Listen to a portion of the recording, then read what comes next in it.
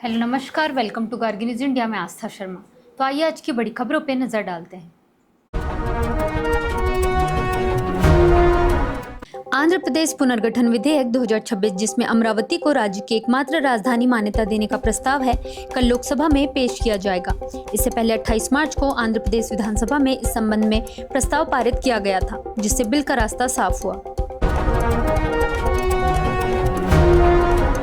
केंद्र सरकार ने जल जीवन मिशन 2.0 के तहत 5 राज्यों को कुल 1561 करोड़ रुपए जारी किए हैं। इसमें उत्तर प्रदेश को 792 करोड़ रुपए और छत्तीसगढ़ को 536 करोड़ रुपए दिए गए हैं।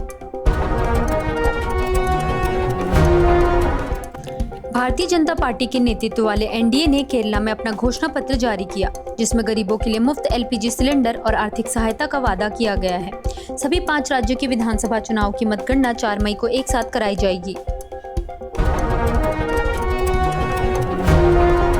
नीतीश कुमार के राज्यसभा जाने की चर्चा से बिहार की राजनीति में हलचल तेज हो गई है और अब सबसे बड़ा सवाल उनके उत्तराधिकारी को लेकर है। वहीं सम्राट चौधरी का नाम फिलहाल सबसे आगे माना जा रहा है। हालांकि अंतिम फैसला बीजेपी नेतृत्व को करना है।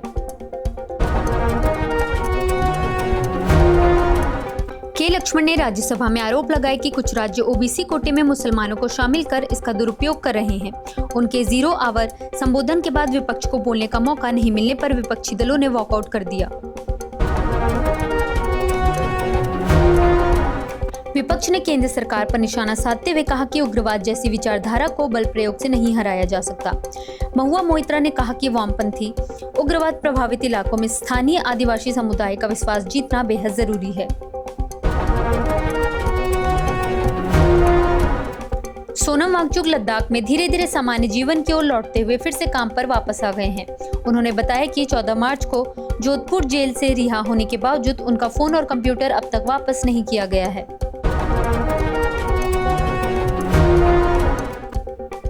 एस जयशंकर ने रूसी उप विदेश मंत्री एंड्रिया रुडेनको से मुलाकात कर पश्चिम एशिया युद्ध और द्विपक्षीय सहयोग पर चर्चा की।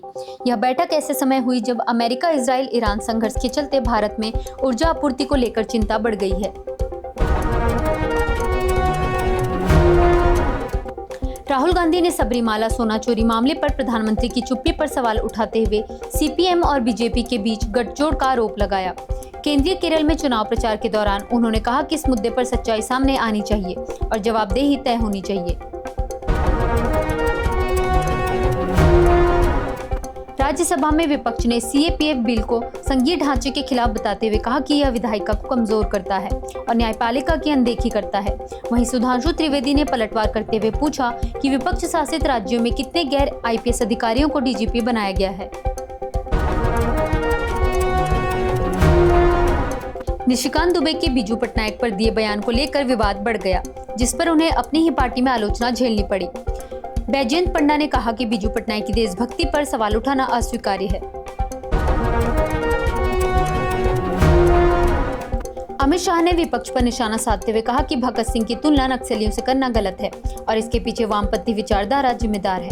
उन्होंने कहा कि सरकार ने देश में नक्सल गतिविधियों को काफी हद तक कम करने में सफलता हासिल की है।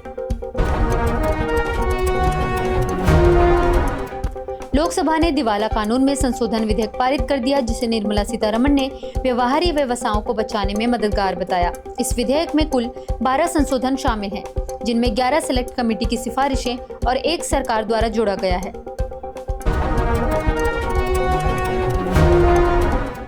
केंद्र सरकार ने चंचल कुमार को सूचना एवं प्रसारण सचिव नियुक्त किया। यह फैसला ऐसे समय में आया है जब सरकार ने पश्चिम एशिया संघर्ष के प्रभाव से निपटने के लिए 7 सशक्त सचिव समूह गठित किए हैं।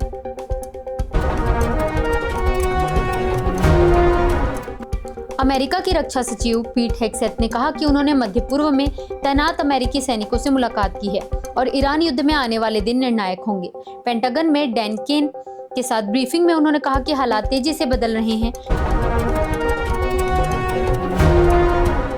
अमेरिकी राष्ट्रपति डोनाल्ड ट्रंप ने ब्रिटेन समेत सहयोगी देशों से कहा कि अमेरिका मदद नहीं करेगा, उन्हें खुद स्ट्रेट ऑफ हॉर्मस जाकर अपना तेल हासिल करना चाहिए। अमेरिकी राष्ट्रपति डोनाल्ड ट्रंप ने संकेत दिया है कि ईरान युद्ध में स्ट्रेट ऑफ हॉर्मज अब प्राथमिक लक्ष्य नहीं रहा और अमेरिका जल्द बाहर निकल सकता है।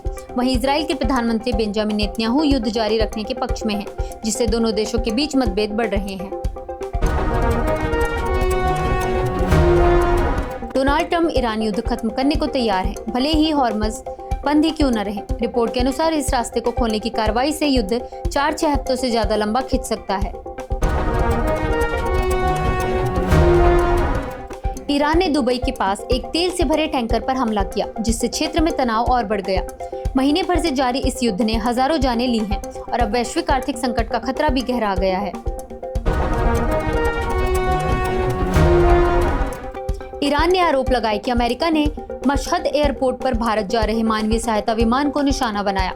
ईरान ने इसे वॉर क्राइम बताया, लेकिन नुकसान और हताहतों की अभी पुष्टि नहीं हुई है।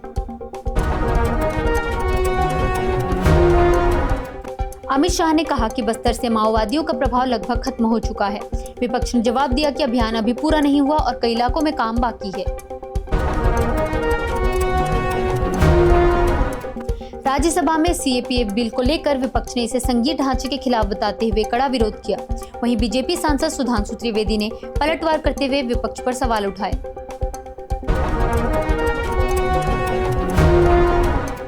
डोनाल्ड ट्रंप ने ब्रिटेन सहित सहयोगी देशों से कहा कि अमेरिका अब मदद नहीं करेगा और ट्रंप ने चेतावनी दी कि अगर जल्द समझौता नहीं हुआ तो ईरान के ऊर्जा ठिकानों और खार्ग आइलैंड जैसे अहम संसाधनों को निशाना बनाया जा सकता है। तो ये थी आज की बड़ी खबरें। बने रहिए गार्ग न्यूज इंडिया के साथ। मैं आस्था शर्मा। धन्यवाद।